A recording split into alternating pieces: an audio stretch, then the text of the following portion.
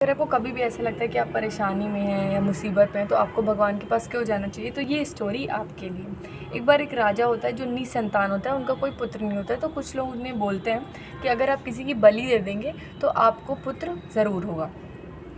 तो वो राज में ऐलान करा देते हैं कि अगर कोई भी परिवार अपना कोई भी बेटा या बेटी उनको सौंपेगा बलि देने के लिए, तो वो रिटर्न में बहुत सारा पैसा, बहुत सारा धन दौलत देंगे।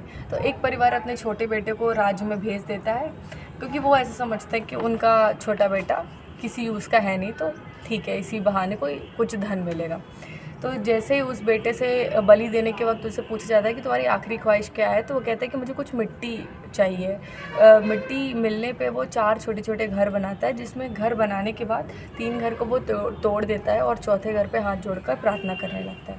राजा के पूछने पर वो बताता है कि पहला घर मेरे माँ-बाप का, जिन्होंने मुझे धन की लालच में आपके पास भेज दिया। दूसरा घर मेरे रिश्तेदारों का, जिन्होंने मेरे माँ-बाप को समझाया भी नहीं कि वो इतनी बड़ी गलती करने जा रहे हैं। तीसरा घर आपका, जिस राजा का कर्तव्य होता है अपनी प्रजा का ध्यान रखना, वो खुद मेरी जान लेने जा रहा है।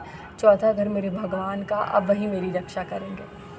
तो राजा ये सुनकर सोचता है कि अगर बलि देने के बाद भी मुझे पुत्र नहीं हुआ तो फिर मेरे हाथों बहुत बड़ा पाप हो जाएगा।